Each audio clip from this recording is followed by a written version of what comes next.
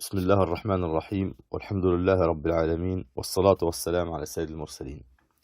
Allah a dit dans le Coran Alif Lam Mim ذلك الكتاب لا ريب فيه هدى للمتقين الذين يؤمنون بالغيب ويقيمون الصلاة ومما رزقناهم ينفقون والذين يؤمنون بما أنزل إليك وما أنزل من قبلك وبالآخرة هم يوقنون أولئك على هدى من ربهم وأولئك هم المفلحون.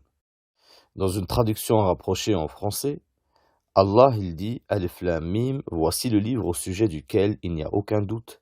C'est un guide pour les pieux, ceux qui croient à l'invisible, qui accomplissent la prière, qui dépensent dans l'obéissance à Allah de ce que nous leur avons attribué, ceux qui croient à ce qui a été descendu, à les révéler, à ce qui a été descendu avant toi, et qui croient fermement à la vie future. Ceux-là sont sur le bon chemin de leur Seigneur, et ce sont eux qui réussissent, et c'est-à-dire dans cette vie-là et dans l'au-delà. Ici, Allah Azza wa Jal nous explique une chose. Il nous explique où est le bonheur, où est la réussite. Et il nous dit ici que la réussite, elle est dans le fait de croire en l'invisible, de donner les droits à la salat, de donner la zakat, ceux qui croient en ce qui a été descendu sur le prophète Mohammed sallallahu alayhi wa sallam, ceux qui croient en ce qui a été descendu sur les prophètes avant le prophète Mohammed sallallahu alayhi wa sallam, et ceux qui ont une croyance certaine au jour du jugement, c'est-à-dire qui s'y préparent. Il dit ceux-là sont sur la guidance de leur Seigneur, comme nous avons parlé dans le cours précédent, et ceux-là sont ceux qui ont réussi. Il dit wa ulaika hum al-muflihun. Le mot falah est un mot encore plus grand que le bonheur. Parce que as-sa'ada, le bonheur, as-sa'ada, eh bien, elle peut être accompagnée de certaines choses qui peuvent diminuer de cette sa'ada. Elles peuvent être accompagnées maladie, tristesse, quelques problèmes. Donc, le bonheur, des fois, n'est pas complet. Mais al-falah, c'est un bonheur complet. C'est un bonheur complet. Au point que certains ulama, ils ont dit al-falah, huwa al-fawz min al-matloub wa al-najat min al-marhoub. C'est le fait de réussir à avoir tout ce que tu demandes et n'avoir aucun malheur. C'est carrément un mot qui regroupe le fait d'avoir tout le bonheur et d'être préservé de tout malheur. Certains ulama, ils ont dit al-falah, il ne peut avoir lieu que dans le paradis. Mais dans ce verset-là, quand Allah il dit Ulaika humul muflihun, certains ulama comme Ibn Jarir al-Tabari, il a dit Ay Ulaika humul munjihun al-mudrikun ma talabu 'inda Allah ta'ala dhikruhu bi a'malihim wa imanihim billahi wa kutubihi wa rusulihi min al-fawz bil-thawab wal-khulud fil jinan wal-najat mimma a'adda Allah tabaraka wa ta'ala li a'da'ihi min al-'iqab kama ruwiya 'an Ibn Abbas radiyallahu anhuma. C'est-à-dire qu'il dit en quelque sorte, Ibn Jarir al-Tabari, ceux-là sont ceux qui ont réussi. Il veut dire par là, ceux-là sont ceux qui ont vaincu, qui ont atteint ce qu'ils ont demandé de leur Seigneur, du paradis, par rapport à leurs actes et par rapport à leur foi en Allah Azza wa Jal, en ses livres et en ses prophètes. Et ils ont réussi à avoir la récompense et à être éternellement préservés au paradis. Et ils ont réussi à être préservés de ce que Allah a promis à ses ennemis, ceux qui l'ont rejeté et qui l'ont transgressé. Comme il a été rapporté de Abdullah ibn Abbas radiyallahu anhuma. Et beaucoup de ulama ont donné des explications un petit peu différentes. Qatada, il dit par exemple, dans ce tafsir, Ay al-baquna fil jannah, ulaika humul muflihun, yani ulaika humul baquna fil jannah. Ceux-là sont ceux qui ont réussi, c'est-à-dire ceux-là sont ceux qui resteront au paradis. Ibn Kaysan, il dit Ay alladhina dhafiru bima talabu wa najaw mimma minhu harabu. Ceux qui ont réussi à avoir ce qu'ils demandent et ils ont été préservés de tout ce qu'ils se sont enfuis. C'est-à-dire ils ont tout le bonheur et aucun malheur. Abu Ubaïda, il dit Ay al-musibun al-khayr. Donc Abu Ubaïda, dans son livre Majaz al-Qur'an, il dit Humma ay al-musibun al-khayr. Ceux qui ont eu tout le bien. D'accord. Al-Qutabi, il dit Ay al-baquna fi an-na'im al-muqim. Ceux qui resteront dans les jouissances éternelles. Il faut que tu te rends compte ici que Allah Azza wa Jal, il a mis que la réussite, elle est dans le fait de lui obéir, pas dans le fait d'avoir l'argent, d'avoir le statut et d'avoir la réputation, mais elle est dans le fait de lui obéir, de suivre ce que Allah demande de toi. Allah, il te dit dans le Coran, كل نفس ذائقة الموت وإنما توفون أجوركم يوم القيامة فمن زحزح عن النار وأدخل الجنة فقد فاز وما الحياة الدنيا إلا متاع الغرور. Ce qui veut dire toute âme goûtera la mort. Mais c'est seulement au jour de la résurrection que vous recevrez votre entière rétribution. Quiconque donc est écarté du feu et introduit au paradis a certes réussi.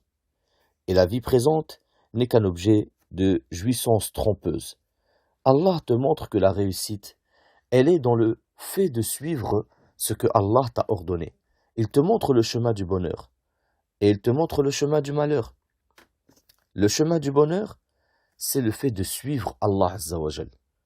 Et le chemin du malheur, c'est le fait de suivre ses passions. Comme Allah il dit, فَأَمَّا مَنْ طَغَى وَآثَرَ الْحَيَاةَ الدُّنْيَا فَإِنَّ الْجَحِيمَ هِيَ الْمَأْوَى وَأَمَّا مَنْ خَافَ مَقَامَ رَبِّهِ وَنَهَى النَّفْسَ عَنِ الْهَوَى فَإِنَّ الْجَنَّةَ هِيَ الْمَأْوَى.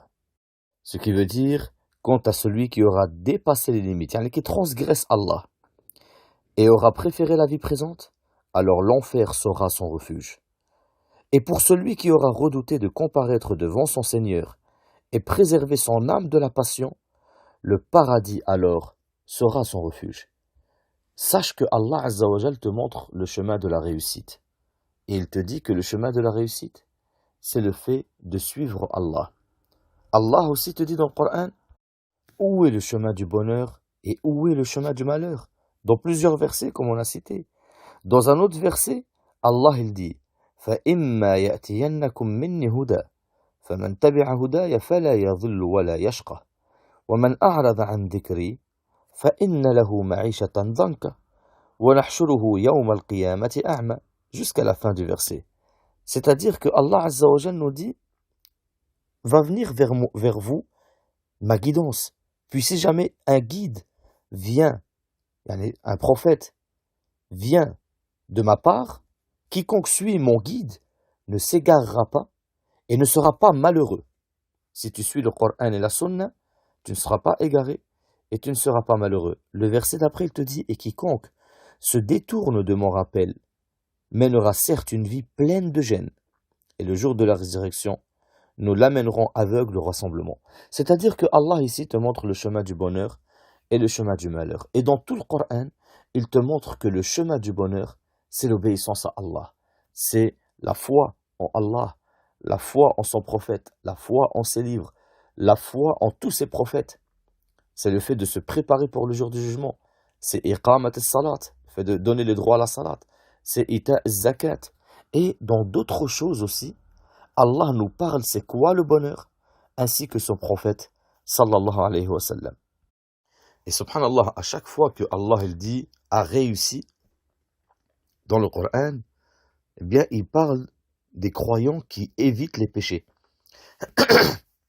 Allah dans le Coran, il dit وَقَدْ أَفْلَحَ الْيَوْمَ مَنِ اسْتَعْلَى, a réussi, celui qui a réussi à s'élever, par l'adoration, par l'obéissance à Allah.